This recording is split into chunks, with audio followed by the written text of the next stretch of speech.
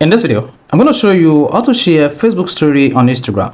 So the quickest way to share the same story on Facebook as well as on Instagram is to share the same story via Instagram or share similar story via Facebook.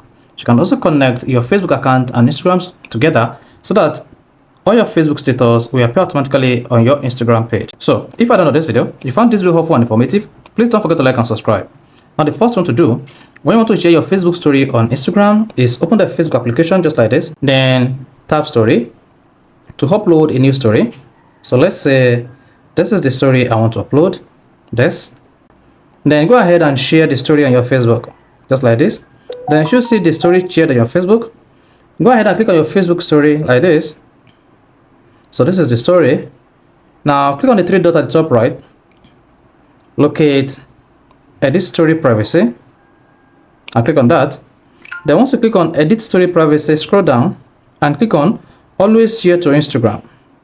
Then once that is turned on, your Facebook story will be automatically shared on your Instagram page. This is how you can easily share your Facebook story on Instagram. So if this is helpful and informative, please don't forget to like and subscribe.